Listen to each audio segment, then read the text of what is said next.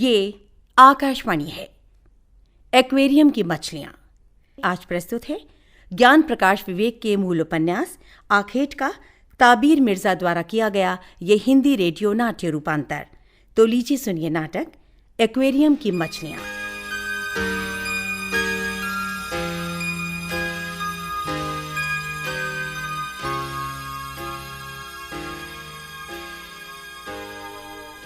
पता नहीं पृथ्वी किस धुरी पर टिकी है, लेकिन हमारे पांव कभी न कभी इत्तेफाक की सरजमीन पर जरूर जा पहुंचते हैं।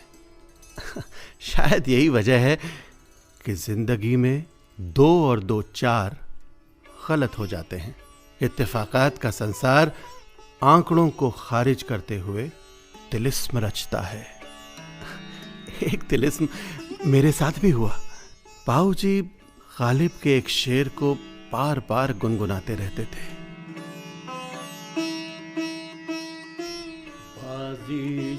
बाजी चाहे अतफाल है, दुनिया मेरे आगे, होता है शबो रोज तमाशा मेरे आगे। दुनिया कमोबेश बाजी चाहे अतफाल यानी बच्चों का खेल ही तो है। मैं अपने दोस्तों के साथ दिल्ली फिल्म देखने आया था और वक्त की उंगलियों ने तिलिस्म के खिरोशिये से एक खूबसूरत दृश्य बुन डाला।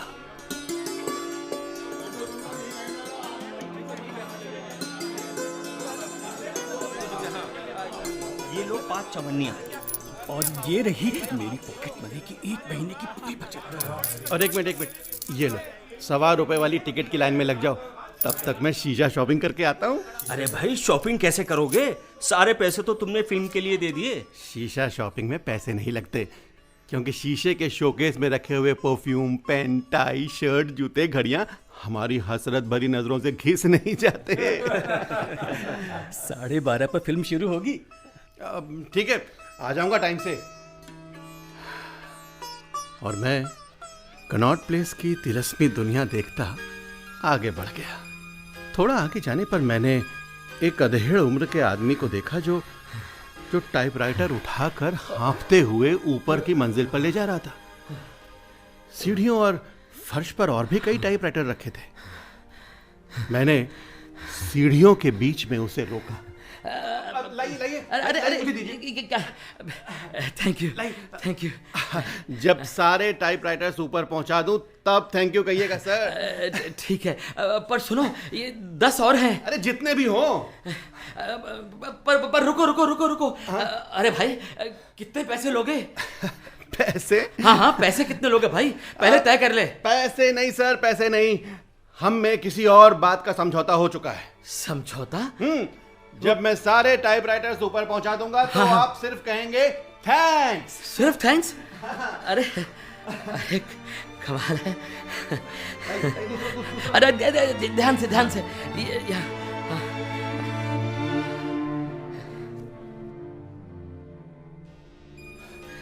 देखिए, सारे आ गए ना? हाँ, ठीक है, थैंक यू। यहाँ आओ। जी। इधर बैठो। जी वो जान। कुछ पानी लोगे? जी नहीं, थैंक यू। आज संडे है। 2 चपरासियों ने कहा था आएंगे, नहीं आए। अच्छा। मैं हार्ट पेशेंट हूँ। बरखुरदार, तुम्हारा शुक्रिया अदा करता हूँ। कोई बात नहीं सर। मैं अब चलूँ? वो वहाँ मेरे दोस्त ना। लिसन, एजुकेशन क्या है तुम्हारी? जी, कल ही BA पास किया है। ओह, कॉन्ग्रेचुलेशंस। Thank you sir. मैं चलूँगा। वो मेरे दूसरे दोस्त। लिसन, जी। इधर आओ। जी। जब भी किसी से बात करो तो पूरे एतमाद से आंखों में आंखें डालकर बात करो, समझे? जी। टाइप करना आता है? टाइप? जी वो मेरे दोस्त वहाँ पे हैं। मैं जरा सवाल गंदुम, जवाब चीना। मेरे सवाल का जवाब दो। मैं उससे कहना चाहता था, टाइप करना निहायत बोरिंग सा काम है। A कहीं होता है, B कहीं। कुछ दिन पहले मैंने बाबूलाल पेटी मास्टर से हारमोनियम सीखा था। जब उसे बजाता था तो ऐसा लगता था हारमोनियम लिए चंदा मांग रहा हूं। हारमोनियम की आवाज़ मुझे गरीबी की आवाज़ लगती थी और टाइप सिखाने वाले ने याद कराया था, the quick brown fox jumps over the lazy dog, लगता था पता नहीं Listen, क्या। हाँ, जी कल इस ऑफिस में कुछ लड़कों का टाइप टेस्ट है, तुम भी आ जाना 11 बजे। जी और हाँ, मेरा नाम KD खत्री है, केदार दास खत्री, ठीक? जी जी हाँ, नमस्ते सर। हाँ, भूलना नहीं, कल 11 बजे।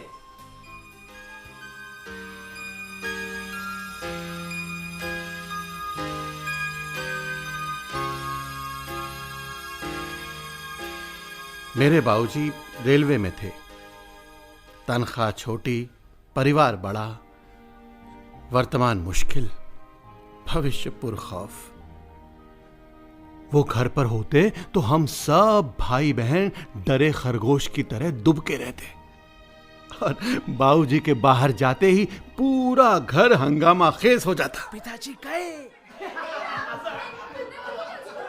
लड़ाई झगड़ा हो हल्ला, कोई गाता तो कोई बजाता। एक दिन हम लोग एक चारपाई से दूसरी चारपाई पर ऐसे कूद रहे थे जैसे नहर पार कर रहे हों। अचानक चारपाई टूट गई, सब सहम गए। पिताजी आ गए, पिताजी आ गए। पिताजी ने टूटी चारपाई देखी, फिर हम भाई बहनों को देखा। हम सोचने लगे हाथों से मारेंगे या डंडे से, लेकिन उनके चेहरे पर फीकी सी मुस्कान थी। इकबाल का शेर है, तू बचा बचा के न रख इसे, तेरा आईना है वो आईना कि शकस्ता हो तो अजीज तर है निगाहे आईना साज में। वो खेडो खेडो, वो बच्चों खेडो खेडो, शाबाश है। शायराना फितरत हमारे बाबूजी की खास पहचान थी। गरीबी की कई सारी परतों को, उदासी के कई सारे रंगों को, पाकिस्तान की कई सारी यादों को, हिंदुस्तान के कई सारे नए अनुभवों को उन्होंने अपनी शायराना फितरत में छुपा रखा था। मुझे मालूम था मैं टाइपिंग टेस्ट नहीं पास कर पाऊंगा। बाबूजी ने समझाने का प्रयास किया था। उत्तर जी, उम्मीद एक दोस्त की तरह होती है। जब आप अकेले होते हैं तब भी वो आपके साथ होती है। बाबूजी की बातें चिंतक जैसी होती थीं। माँ की बात हम जल्दी समझ जाते थे। पुत्र, तू जा तो सही, हिम्मत रख, सब ठीक हो जाएगा। जाने तो दे उसको, देर हो रही है। हाँ माँ, हाँ हाँ। चल, चल।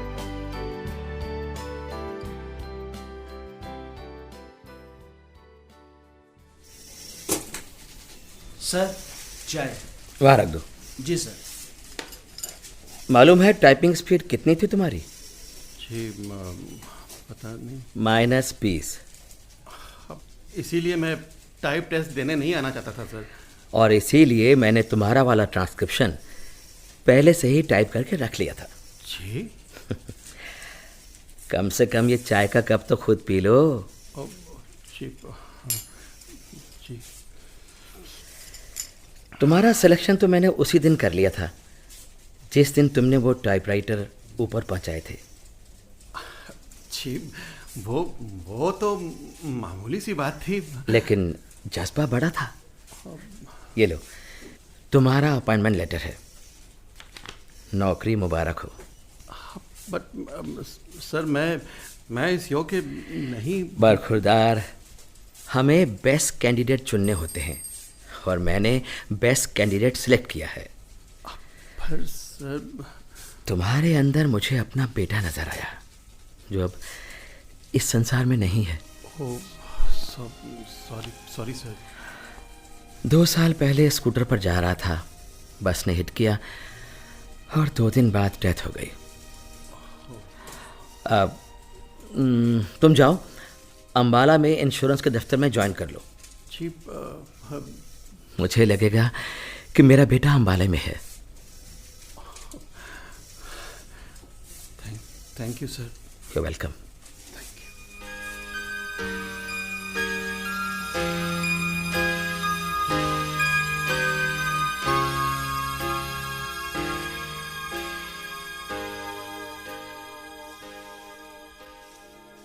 हमारी माँ एक पुल की तरह थी। ये पुल कच्चे धागों का था या फिर दुख की पुरानी लकड़ियों का, पर वो पुल शायद इसलिए खड़ा था कि दुख उसकी ताकत थी। माँ दुख सहती, खुशियां बांटती थी। माँ ने अपॉइंटमेंट लेटर देखा और अदृश्य को इंगित करते हुए कई बार हाथ जोड़े। उनके सारे देवी देवता हवा, धूप, पानी, धरती, आकाश में निवास करते थे, जो अपनी अनुपस्थिति में उपस्थित थे। हे रब जी, ਤੁਹਾਡਾ ਲੱਖ ਲੱਖ ਸ਼ੁਕਰ ਹੈ। ਮੇਰੇ ਪੁੱਤਰ ਦੀ ਨੌਕਰੀ ਲੱਗ ਗਈ। हे बाबा जी, हे माता रानी, हे माता रानी, मेरे पुत्र की नौकरी लग गई। उनकी आंखें सजल थी। उनकी आंखों में तैरता पानी उम्मीदों का जल था या फिर कोई सपना जिसने खुद को पानी जैसा कर लिया था।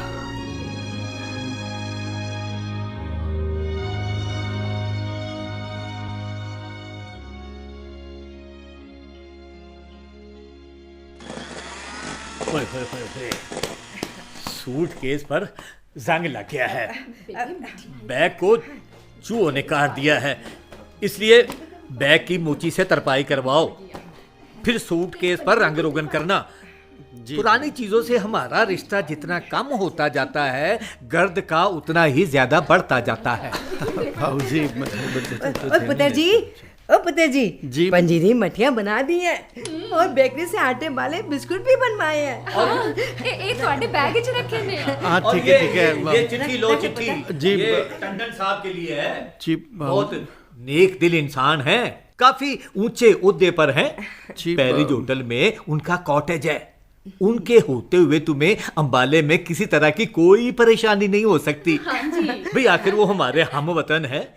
महमूद कोट में हम दोनों के घर आस पास थे और हमारे दिल आज तक पास पास हैं। हाँ जी। अरे भाई ट्रेन का टाइम हो गया है, जाओ जाओ पुत्र जी, अपना ख्याल रखना। जी जी जी जी बाबूजी, पैरी बना। जिंदा जिंदा। चिट्ठी पत्र लिखते रहना।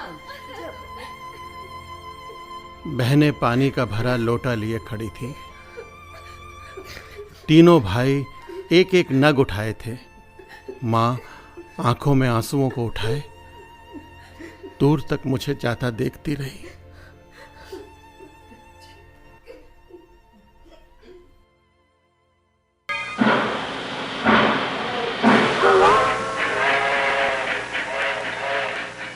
ट्रेन में बैठकर मैंने बाबूजी का खत देखा।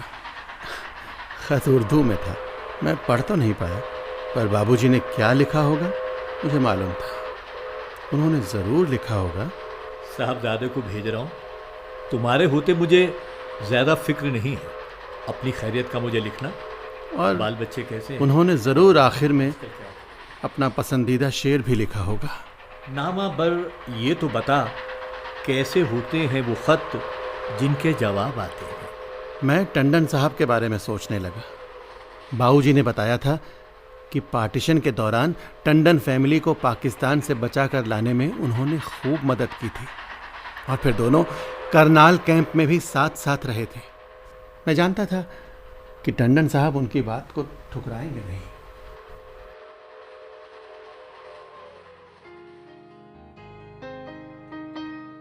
रात हो चुकी थी। मैं पेरिस होटल के कंपाउंड में टंडन साहब के कॉटेज के बाहर खड़ा था। मैंने सोचा था जैसे ही मैं कहूँगा मैं चेतन हूँ, वो लोग उठ खड़े होंगे, मुझे बिठाएंगे, पूछेंगे प्रियव्रत जी कैसे हैं। लेकिन यहाँ ऐसा कुछ नहीं हुआ था। भैया ज़रा देखना तो कौन है। सामान से लदा खच्चर, हाथ में सूटकेस, दूसरे में बिस्तर बंद, एक रैक्सीन बैग को कंधे पर लटका रखा है। जनाब आप कहाँ से आए हैं? जी मैं प्रियव्रत जी का बेटा हूँ। प्रियव्रत? कौन प्रियव्रत? अच्छा, आप प्रियव्रत जी के बेटे हैं? आइए आइए ना, बैठिए। I am sorry. उनकी बेटी बड़े सलीके से पानी का गिलास प्लेट में रख कर लाई। प्लीज पानी ले लीजिए। फिर वो मुझे देखने लगे थे सशंकित से। देखिए हम सबको कहीं जाना है, आप अपने आने का पर्पस बताइए जी ज़रा जल्दी। वो मेरे पिताजी ने ये चिट्ठी टंडन साहब के लिए भेजी थी। चिट्ठी? दिखाइए।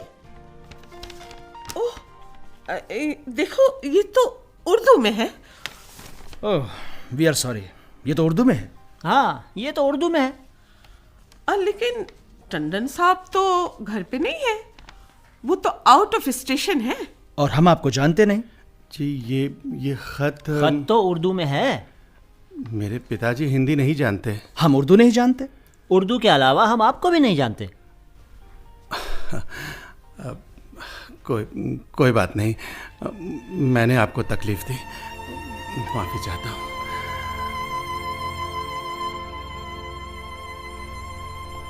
मैं उठ खड़ा हुआ। उन चारों में लड़की ज्यादा संवेदनशील थी। मेरे बाहर निकलते ही वो भी बाहर आई, मेरे पीछे पीछे। प्लीज बैठिए ना, बैठिए आप। जी हम कोई सॉल्यूशन निकालते हैं। आप यहाँ किस लिए आए हैं? वो नौकरी ज्वाइन करने आया हूँ इंश्योरेंस कंपनी में। किसी को जानता नहीं यहाँ। बाबूजी ने टंडन साहब के नाम देखिए, ऐसा करते हैं कि ये सामने वाला कॉटेज कुछ दिन के लिए खाली है, तो फिलहाल आप वहाँ ठहर सकते हैं। जी थैंक यू।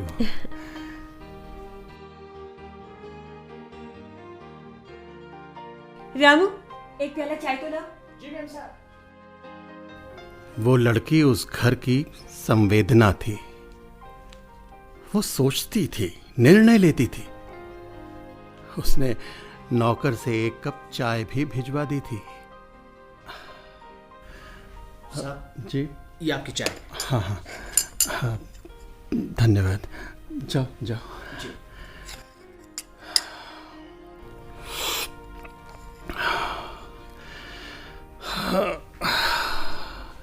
चलो, रहने की जगह भी हो गई।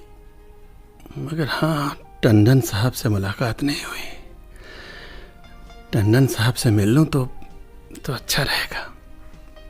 बाबूजी को भी बता दूंगा कि उनसे मिल लिया।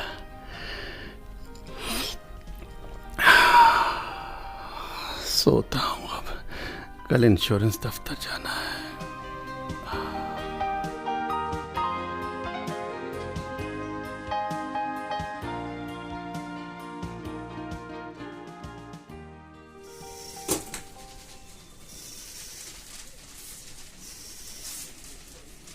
दूसरे दिन मैं सुबह सुबह इंश्योरेंस कंपनी के दफ्तर जा पहुंचा। अजीब सा माहौल था वहां का। कोई सीधे मुंह बात नहीं कर रहा था। बाद में पता चला था कि ऊपर की लॉबी वहां किसी आउटसाइडर को नहीं आने देना चाहती थी। नरेश कुमार जी, हाँ यही हैं जो ज्वाइन करने आए हैं। अच्छा, तो आप हैं। जी अरे भाई, यहाँ स्टाफ पहले से सरप्लस है। हमारी रिक्वायरमेंट पूछी नहीं जाती और भेज दिया आपको। बिल्कुल। अब हम क्या करें आपका? चलो सोचते हैं कुछ। सोचते हैं कुछ ना कुछ तो करना ही है। हाँ, कुछ तो सोचना दूर ही से पड़ेगा आए हैं। इनके बारे में। चलिए लगा देते हैं काम पर 4-5 दिन। देखते हैं कैसा काम करते हैं। अरे तरकीब नंबर 5 लगाते हैं। नहीं नहीं नहीं नहीं, मेरे ख्याल में फॉर्मूला नंबर 8 ठीक रहेगा इनके लिए। वही जो इस्तेमाल किया था पहले भी। जैसा तुम ठीक समझो। वहीं बिठा देंगे। ठीक है। जनाब आप ऐसा कीजिए, ज़रा सामने बैठ जाइए, हम विचार करके आपको बताते हैं। नरेश कुमार वहां के ऑफिस सुपरिंटेंडेंट थे। 2 और ऑफिस सुपरिंटेंडेंट भी हैं, महेश कुमार और सुदेश कुमार। तीनों वहां के थिंक टैंक थे। कई बार न थिएटर होता है, न कॉस्ट्यूम, न सूत्रधार, लेकिन नाटक चलता रहता है। और हमें बाद में मालूम होता है कि हम नाटक देख रहे थे।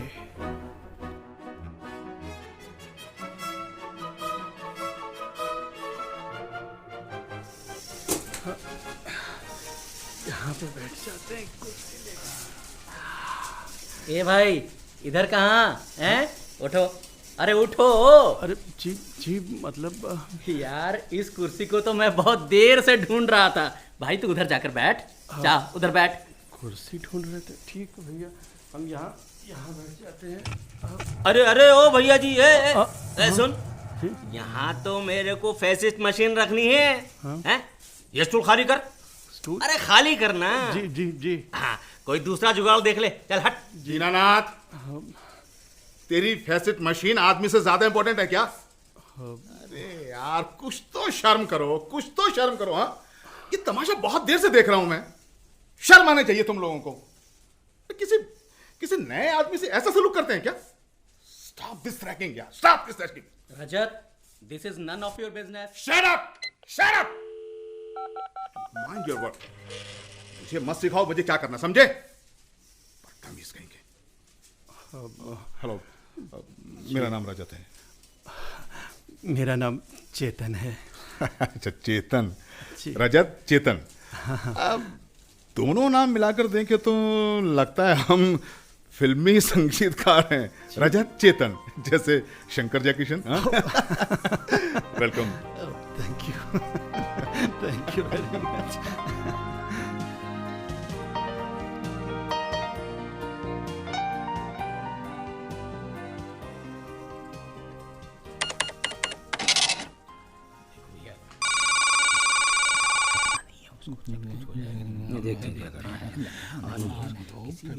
तीनों कुमारों के सिर इतने पास थे कि ऐसा गुमान होता था कि जैसे 3 सिर वाला कोई आदमी बैठा हो, जिसके 6 कान, 6 आंखें और 3 दिमाग थे। मिस्टर चेतन जी, सरप्लस स्टाफ के बावजूद हम आपको रख लेंगे, लेकिन एक कंडीशन होगी। जी हम आपका इंटरव्यू लेंगे। जी, लेकिन मेरा इंटरव्यू तो दिल्ली में हो चुका है। लेकिन जॉब तो आपको अंबाला में करनी है ना? तो अंबाला के कायदा कानून मानने पड़ेंगे। बिल्कुल। लेकिन जैसा शब्द आपके इस्तेमाल के लिए नहीं है। क्योंकि ये शब्द डिबेट की शुरुआत करता है, जिसकी हम परमिशन नहीं देते। Mister Chetan, interview is must. मैं तैयार हूँ। ठीक है, फिर कल आइएगा आप 10 बजे।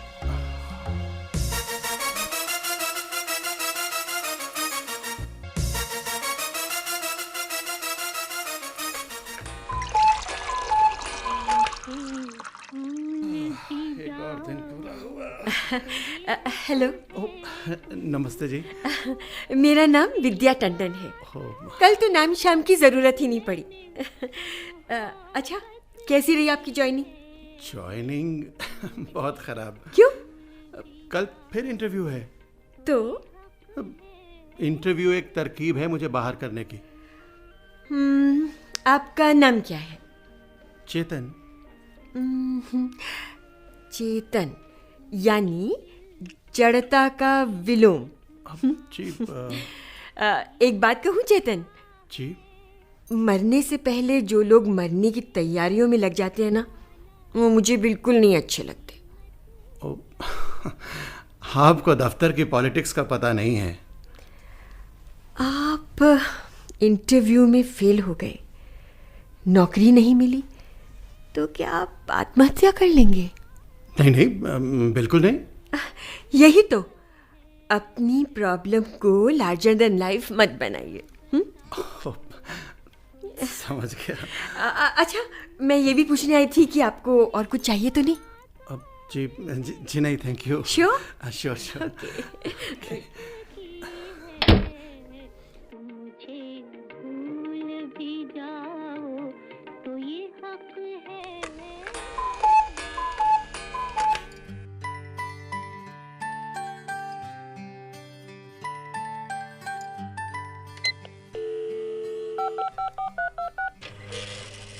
कम इन सर।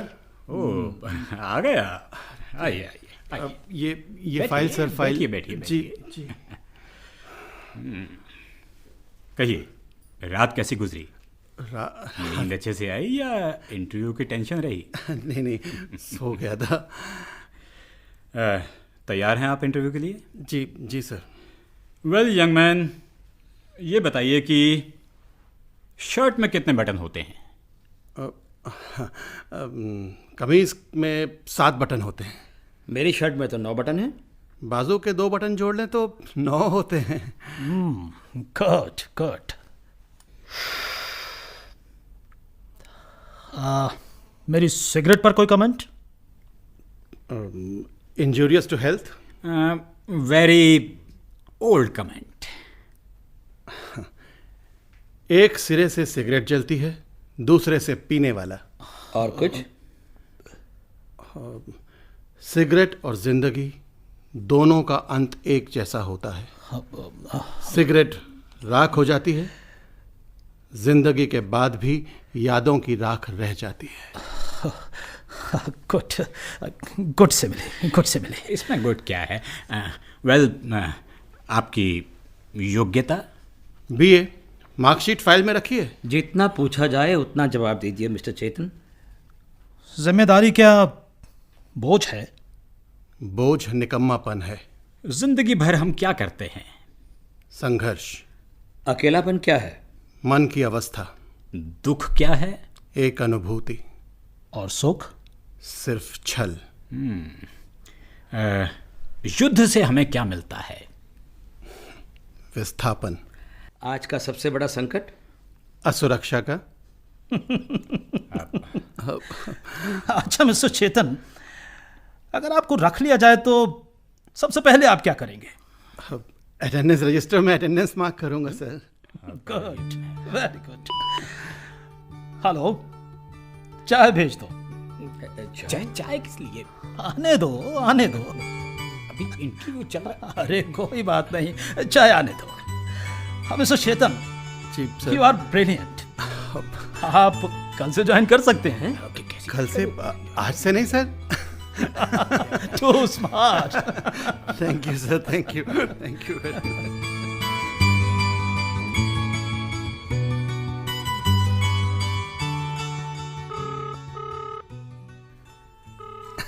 चेतन, अरे बधाई हो। Thank you Rajat, thank you. Dirty 3 यानी ये नरेश कुमार, सुदेश कुमार और महेश कुमार। अच्छा तुम्हें पता है ये तीनों तुम्हें नहीं लेना चाहते थे। अब लग तो रहा इसलिए हमने मिस्टर लाल से मिलकर प्रेम सिंह की एंट्री करा दी। ओह, मुझे भी लग रहा था कि इंटरव्यू में कोई अपना बैठा है। रजत, तुम ना होते तो मैं अपना सामान बांध रहा होता। अरे नहीं ऐसी बात नहीं। कोई बात नहीं। चलो कल मिलते हैं। हाँ श्योर। ठीक। अच्छा हाँ सुनो, टाइम से आ जाना वरना इनको बदतमीजी करने का मौका मिल जाएगा। नहीं पक्का मौका नहीं दूंगा। ठीक है।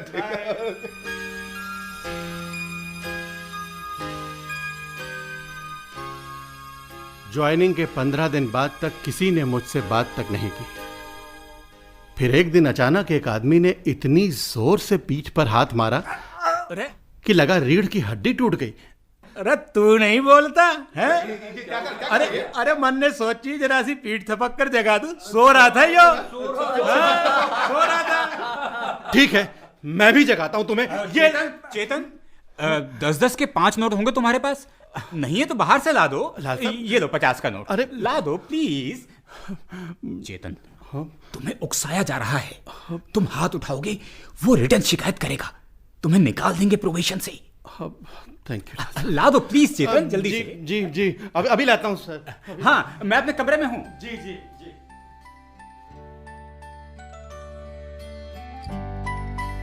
बहुत दिनों तक मुझे कोई काम नहीं दिया गया। उपेक्षाओं के काले समंदर में मुझे एक जहाज तब नजर आया जब जनरल मैनेजर मिस्टर आनंद ने मेरा नाम पूछा और यह भी पूछा कि मुझे क्या काम दिया गया है। फिर एक दिन 4 रजिस्टर मेरी टेबल पर रख दिए गए। मुझे टोटल करने थे, हर पेज का टोटल, फिर 30 दिन का टोटल, फिर ग्रैंड टोटल। उन्हें पता था मैं गलतियां करूंगा। ये उबाऊ काम था, फिर भी मुझे करना था, सो करता गया। इधर आ एक आके। ओए आला फाड़। ओए इसकी डीपीएस तैयार कर। जी कैसे करते हैं ये भी तो बताइए। लो कर लो गल। उन इसको ये भी बताना पड़ेगा है। ओए तुझे डीपीएस तक नहीं आता? आता तो क्यों पूछता भला? ओए पहले पॉलिसी नंबर लिख, कवर नोट नंबर लिख, प्रीमियम और फिर प्रीमियम का टोटल, बस। और क्या? और तूने कौन सा घोड़ी चढ़ना है? पूछो यार।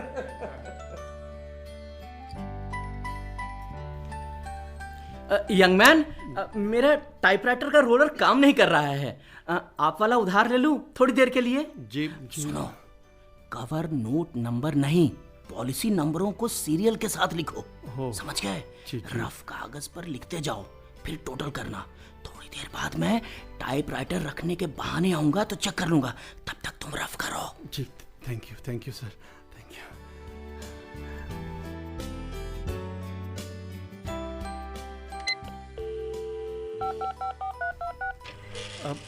सर ये लीजिए। दिखा। देखिए सर। ओए होए ओए, कर देता ना तूने बेड़ा गर्क है। ओए गोबर गणेश, वो क्या बना के लाया तू? पकड़ से बना दोबारा। आप कवर नोट हाथ में दे सकते थे, आपने फर्श पर क्यों फेंके? ओ मैंने जो तुझे कहा है ना, दोबारा बना के ला। कवर नोट उठाइए गुप्ता जी। ओए गल सुन, तू मुझे ऑर्डर दे रहा है? नहीं, गलती का एहसास करा रहा हूं। और तू कराएगा मुझे गलती का एहसास? और तू कराएगा? है वही अपनी औकात देखिए तूने। गुप्ता जी, ऑफिस डॉक्यूमेंट्स आपने फेंके हैं, आप उठाएंगे? हो जा, नहीं उठाता, कर ले जो करना। नहीं उठाएंगे आप? कॉमरेड्स, कॉमरेड्स, एक मिनट इधर आइए सब, इधर आइए सब। मैं अभी यूनियन की तरफ से रीजनल मैनेजर को लेटर भेजता हूं कि यहां मिस्टर गुप्ता द्वारा ऑफिस डॉक्यूमेंट्स नष्ट किए जा रहे हैं। लाल साहब क्या कर रहे हो आप? मिस्टर गुप्ता, हमारी लड़ाई व्यक्ति विशेष से नहीं, अन्याय और अराजकता से है। लाल साहब जरा इधर आइए। आई एम सॉरी लाल साहब, आई am very sorry, very sorry. Mister Gupta, आपको न्यू कमर्स को अपमानित नहीं करना चाहिए। चेतन, यस सर। भूल जाना इस खराब सीन को। मिस्टर चेतन, प्लीज जरा इधर आइए। जी। देखो प्लीज डोंट माइंड, कुछ खराब काम मुझे मजबूरी में करने पड़ते हैं। I am very sorry dear, very sorry. कोई बात नहीं, सॉरी राइट। ठीक है, ठीक है।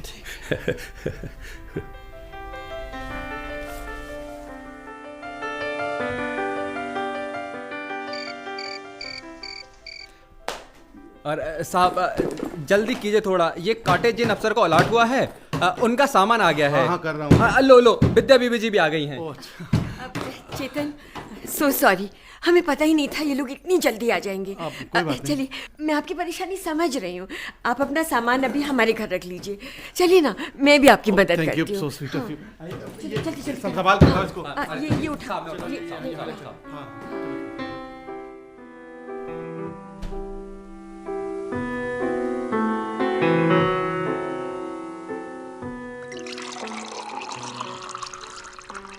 हाय रजत। अरे चेतन, आओ आओ आओ। रजत, एक प्रॉब्लम आ गई है यार। रहने को जगह चाहिए। हाँ हाँ, लेकिन तुम कैसे जानते हो? अरे यार, ये कोई ज्योतिष का कमाल नहीं है भाई। पेरिस होटल का मतलब यही था कि अब तक दिहाड़ी पर थे। हाँ तो कोई कमरा दिलाओ ना भाई। अगर आप चाहें तो इस खाकसार के रूप पार्टनर बन सकते हैं। श्योर। हाँ लेकिन देखो, दफ्तर में कभी किसी को नहीं मालूम होना चाहिए कि हम दोनों दोस्त हैं। मंजूर? हाँ, और एक खास बात, जितना खुश नजर आ रहे हैं ना, वो भी ठीक नहीं है। हाँ? क्यों? अरे भाई, हमेशा दयनीय नजर आओ, हमेशा, क्योंकि ये तीनों कुमार हमको इसी रूप में देखना चाहते हैं भाई। धन्यवाद, मैं याद रखूंगा तुम्हारी। बिल्कुल।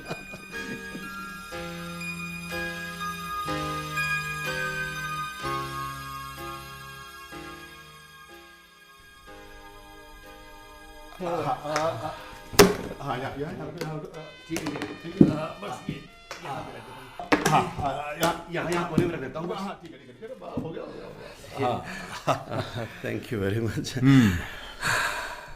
कमरा अच्छा है ना? हाँ, खुला है, हवादार और डिसेंट भी। लेकिन एक दिक्कत है। वो पानी नीचे से लाना पड़ेगा भाई, वो सड़क के पास जो पब्लिक नल है वहां से। वहाँ से? हाँ, अब मैं ला दिया करूंगा। नहीं नहीं नहीं नहीं, वो बात नहीं है, इतना नाजुक भी नहीं हूं मैं। भाई चेतन, देखो हमारी इंश्योरेंस कंपनी में तुमने 22 दिन निकाल दिए, ये तुम्हारे मजबूत होने का सबूत है।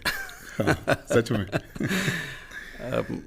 मुझे लग रहा है रजत, तुम्हारे जैसे दोस्त की मुझे ज़रूरत थी। और मुझे तुम्हारे जैसे पार्टनर की।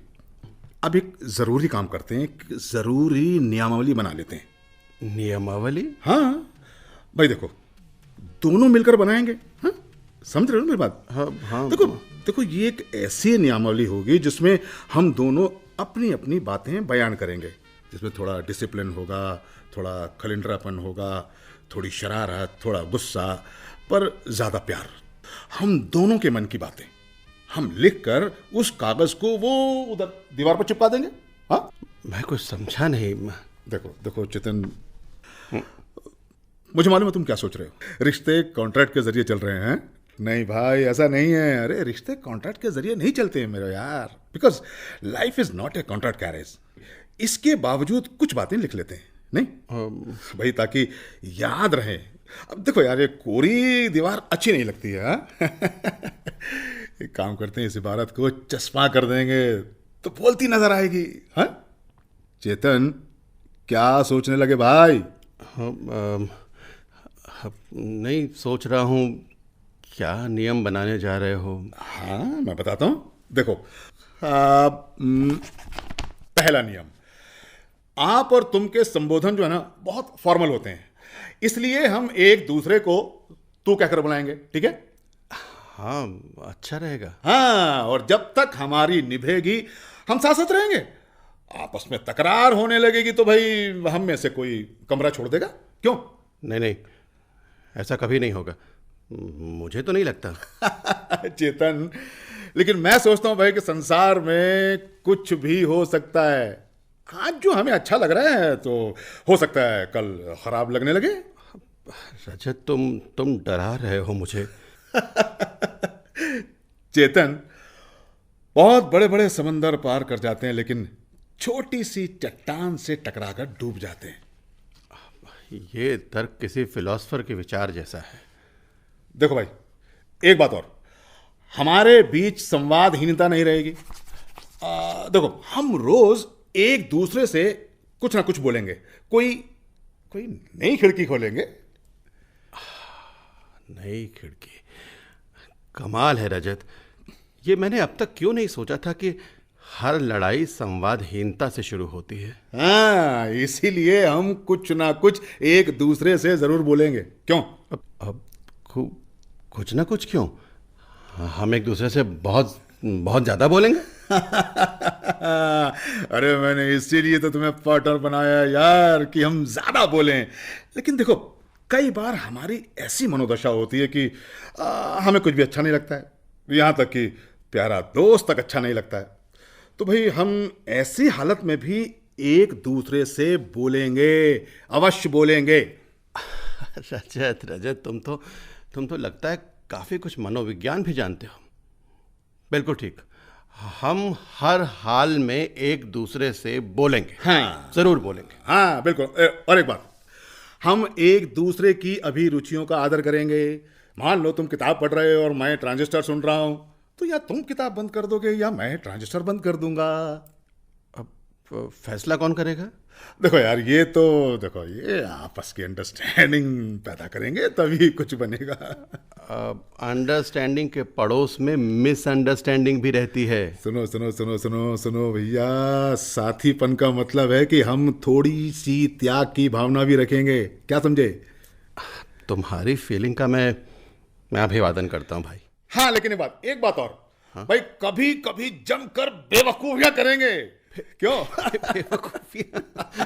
मतलब यार, खूब नाचेंगे, गाएंगे, हुड़दंग करेंगे। क्यों? बिल्कुल करेंगे। फिर तो फिर हो जाए अभी से। हाँ जरूर, क्यों नहीं? चलो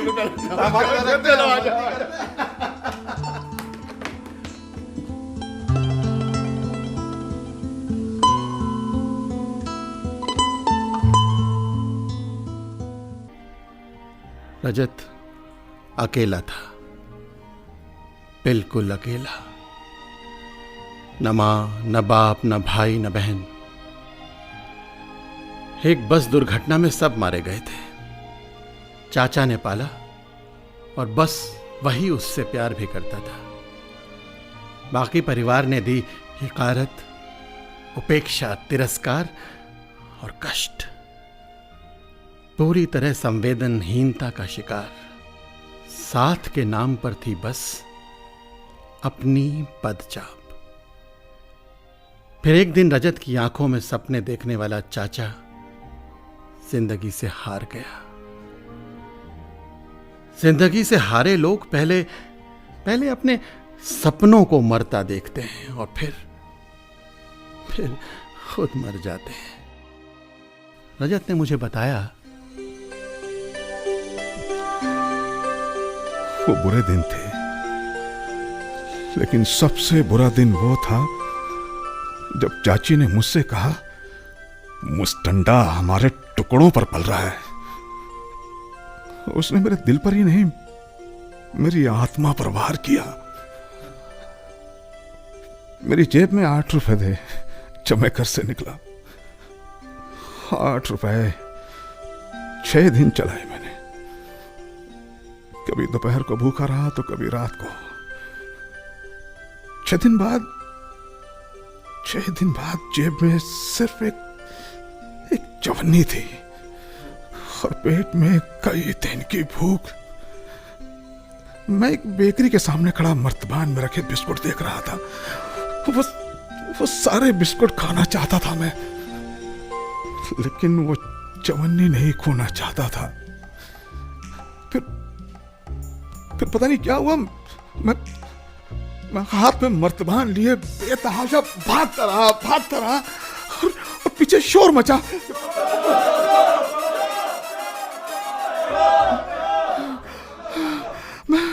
मैं भागता रहा।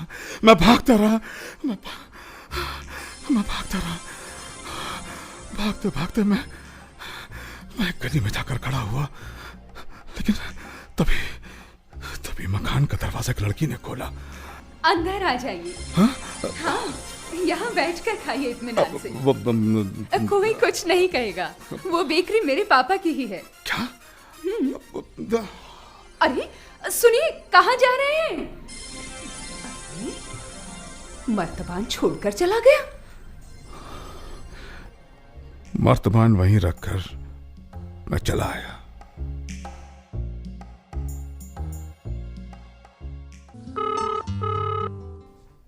अरे सुनो, हाँ, सीबीआई की रेड पड़ी है। रेड सीबीआई की? हाँ, अब आएगा मजा। अरे क्या खाक मजा आएगा। सारे के सारे बड़े लोग तो जरूरी काम से बाहर गए हैं।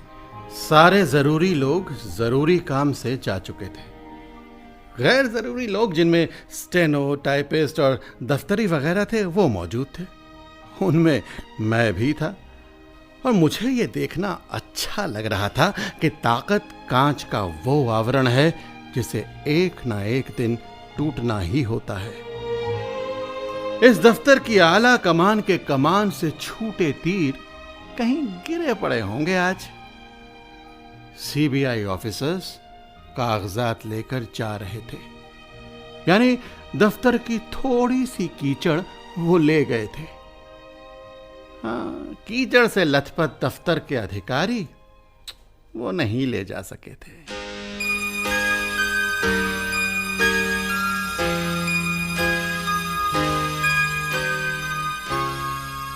सात साल गुजर गए, पूरे 7 साल।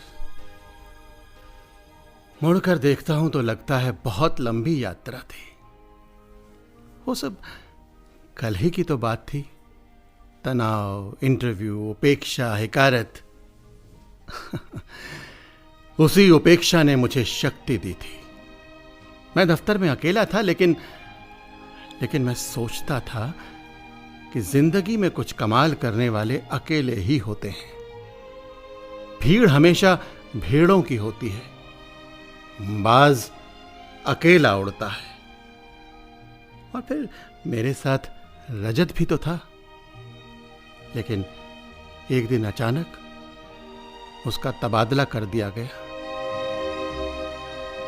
वो दिन, पहले प्रेम जैसे दिन, जो कभी खिड़की बन जाते और मैं उसमें वक्त के उड़ते परिंदे देखता। वो दिन मेरी जिंदगी के आईने में किसी अक्स की तरह उभरते मिटते दिन।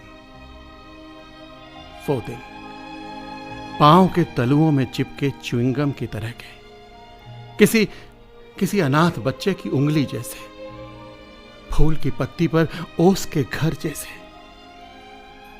कभी इतने तनाव भरे जैसे जख्मों पर नमक, कभी इतना सताते जैसे उंगली का उखड़ा नाखून, जैसे मदारी का डमरू, जैसे जमूरे की बेबसी,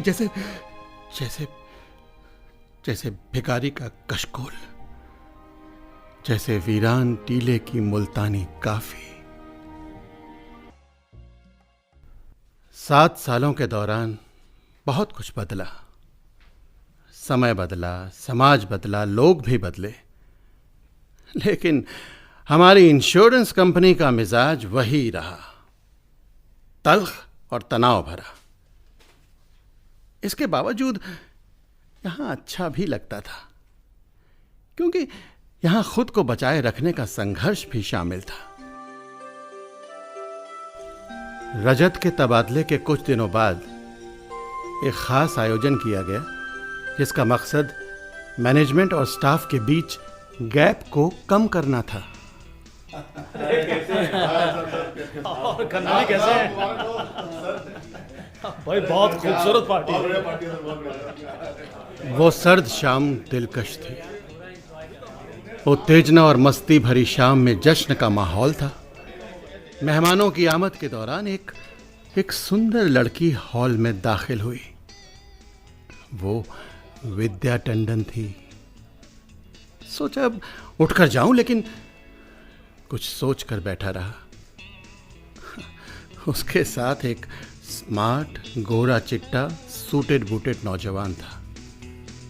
वो लोग मेरी ही तरफ आ रहे थे। हेलो चेतन, आप हैं शेखर, मेरे वो कि आगे भी तो कुछ हूँ। ओह, यानी मैं इनका मंगेतर हूँ। ओह, हेलो। फिर उसने मुझसे हाथ मिलाया, जैसे कोई बड़ा आदमी छोटे आदमी से मिलता है। मैं जानती थी चेतन यहाँ होंगे। रियली। सबकी अपनी जगह निश्चित होती है। इतने बड़े संसार में हम सबको एक कोने की तलाश होती ही है। शुक्र है आपको अपना कोना मिल गया। वो दोनों हाथों में हाथ दिए आगे बढ़ गए। मैं स्मृतियों के टूटे पत्तों पर अकेला खड़ा था। तभी लंबे कद वाले एंग्लो इंडियन वायलिन नवाज ने माइक पर आकर कहा, दोस्तों, मैं यहाँ आए सभी नौजवानों का खैर मकदम करता हूँ और आपसे एक नई धुन बजाने की इजाज़त चाहता हूँ। देखिए, ये थोड़ी अलग तरह की धुन है। यादें, उम्मीदें, उदासियाँ, पुराने वक्तों के साए और गुजर चुके लम्हों को पकड़ने का तसव्वुर। मैं उसी तसव्वुर को संगीत के जरिए पकड़ने की कोशिश करूँगा।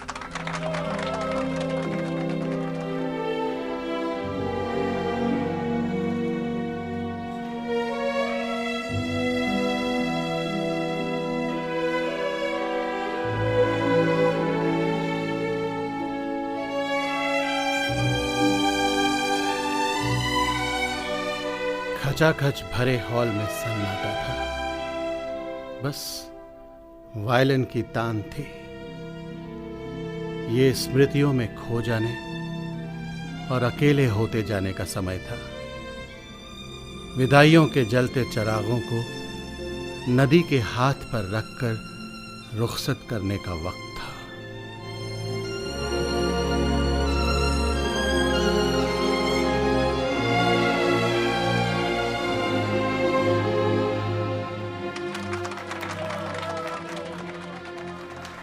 Attention please, attention please.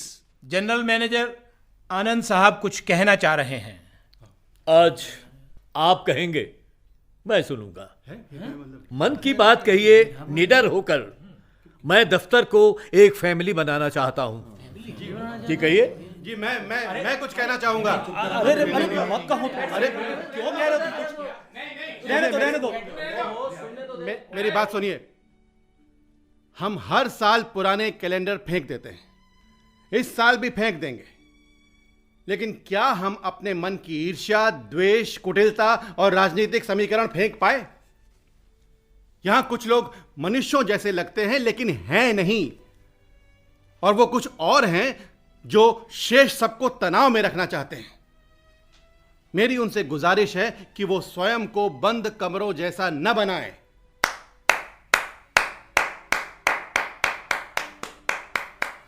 कभी महसूस किया है कितना कम वक्त बचा है हमारे पास? बहुत छोटी सी जिंदगी लेकर आए हैं हम। इसमें प्रेम, दोस्ती और सद्भावना के लिए कितना कम समय है, और हम हैं कि सारा समय नफरत करने में जाया कर रहे हैं। एग्जैक्टली, बिल्कुल ठीक कह रहे हैं।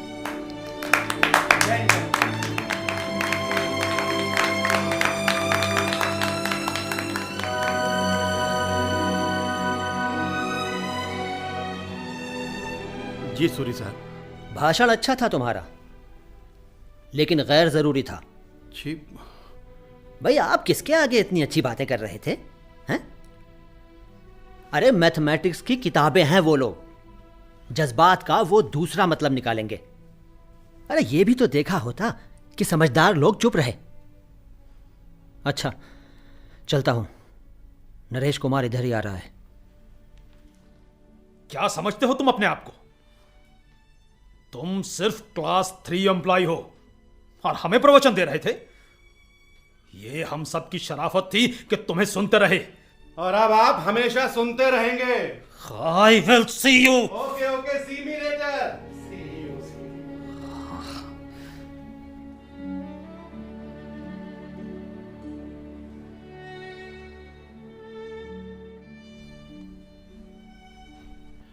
सद्भावना पार्टी के कुछ दिनों बाद एक दिन रीजनल मैनेजर आनंद साहब अपने ऑफिस से हॉल में आए और स्टूल पर बैठे रत्ती राम से हाथ मिलाया। अरे भाई रत्ती राम, कैसे हो? सरकार, सर। अरे बैठो बैठो, हाथ मिलाओ हाथ। रत्ती राम की आंखें सजल हो गईं। उसने साहब के पांव छू लिए। फिर उन्होंने रिकॉर्ड क्लर्क गोविंद राम से हाथ मिलाया, फिर सफाई वाले मुंशी राम से। स्टाफ के लोग हैरान थे। आज का दिन दोस्ती का दिन है, हम सब दोस्त हैं। दिलेराम, तुम इस दफ्तर के सबसे पुराने कर्मचारी हो, बैकबोन हो, हमारी बैकबोन। तुमसे हाथ मिलाकर मैं कुछ हासिल कर रहा हूं। क्या कर रहे हैं? नरेश कुमार, एक छोटी सी पार्टी का बंदोबस्त करो। जी सर। अरे देखिए, आप लोग बैठिए बैठिए। मैं बिल्कुल तुम्हारे जैसा हूं। तुम्हारे पास एक टेबल की जिम्मेदारी है, मेरी जिम्मेदारियां थोड़ी ज्यादा हैं। हम सब गलतियां भी करते हैं। मैंने कुछ ऐसा किया हो जो आपको बुरा लगा हो तो मैं उसके लिए सॉरी फील करता हूं। नहीं सर, ऐसी कोई बात नहीं है। अगर मैं तीनों कुमारों यानी नरेश कुमार, महेश कुमार और सुदेश कुमार पर यकीन करता हूं तो सिर्फ इसलिए कि ये मुझ पर ब्लाइंड फेथ करते हैं। They are loyal to company and loyal to me. आप सब भी मुझ पर फेथ करते होंगे? बिल्कुल करते हैं सर। लेकिन ब्लाइंड फेथ कुछ और होता है दोस्तों। अगर मैं इन तीनों से कहूं कि रेजिग्नेशन लिख कर दे दो तो ये एक मिनट भी नहीं सोचेंगे। क्यों कुमारो, दे रहे हो रेजिग्नेशन? जी अभी लीजिए। जी सर, ये लीजिए, ये लीजिए सर, ये मेरा रेजिग्नेशन। और ये मेरा रेजिग्नेशन सर। ये मेरा है सर। तीनों कुमार उठे और उन्होंने रेजिग्नेशन लिखकर दे दिए। हॉल में सन्नाटा था, जिसमें सनसनी से ज्यादा रहस्य था। देखा आप लोगों ने, लॉयल्टी इसे कहते हैं। इन्हें यकीन है मेरे हाथों इनका बुरा नहीं होगा। अगर त्याग पत्र से ही लॉयल्टी का पता चलता है तो हम भी दे सकते हैं त्याग पत्र। हाँ सर, हम भी दे सकते हैं। हम भी दे सकते हैं सर। हम भी दे सकते हैं सर। हम भी दे सकते हैं। सब ने ड्रॉअर से पेपर निकाले और एक जैसी भाषा में त्यागपत्र लिख दिए। उस वक्त त्यागपत्र देना शान की बात थी, सब हीरो। दूसरे दिन जब लाल साहब छुट्टी के बाद आए तो उन्होंने सिर पकड़ लिया। उफ, ये क्या किया आपने? उनकी बातों में आ गए। अब आप सब इस कंपनी में उनकी दया पर हैं। आपकी नौकरी वेंटिलेटर पर है। व्यवस्था जब चाहेगी वेंटिलेटर हटा देगी और बस। ये क्या हो गया? ये क्या हो गया? अब आप लोगों के रेजिग्नेशन कैसे वापस आएंगे? लाल साहब को मैंने इतना परेशान, इतना उदास कभी नहीं देखा था। उन्हें हमारी डूबती नैया बचाने का रास्ता नजर नहीं आ रहा था।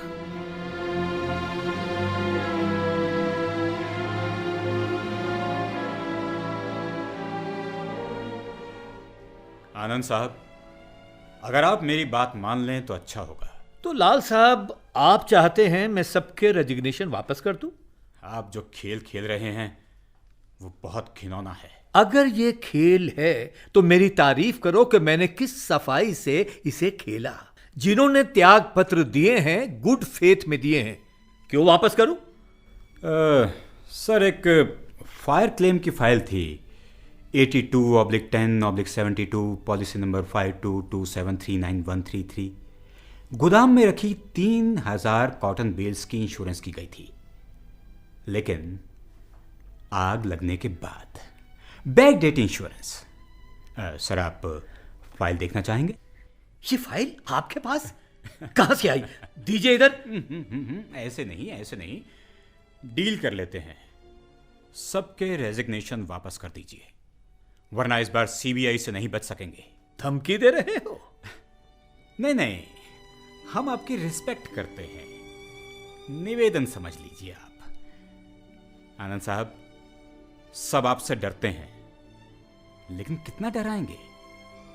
इतना डर काफी है। ये लीजिए सारे त्याग पत्र। मेहरबानी।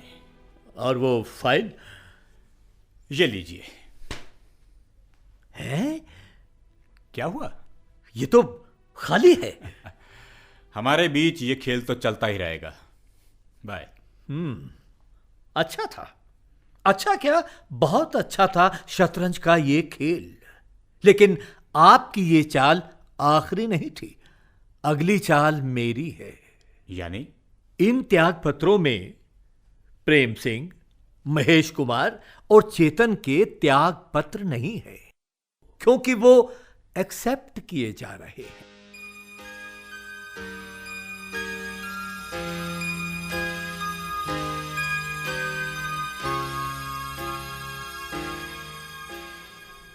शिखर पुरुष मिस्टर आनंद किसी ऋषि जैसे लग रहे थे उस वक्त, मंद मंद मुस्कुराते हुए, जैसे आखेट के बाद शिकारी मुस्कुराता है।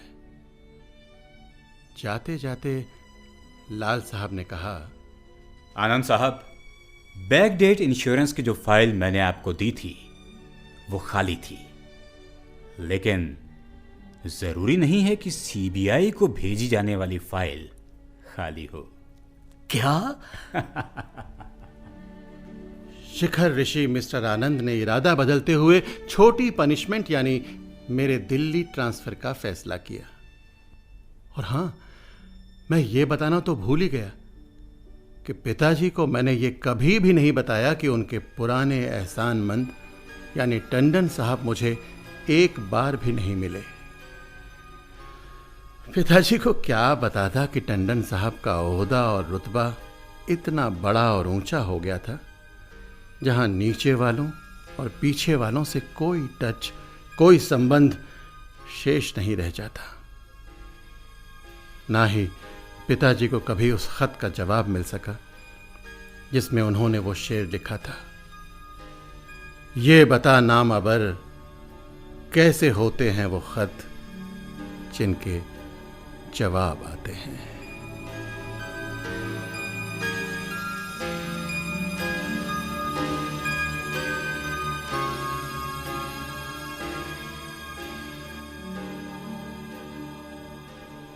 एक्वेरियम की मछलियां।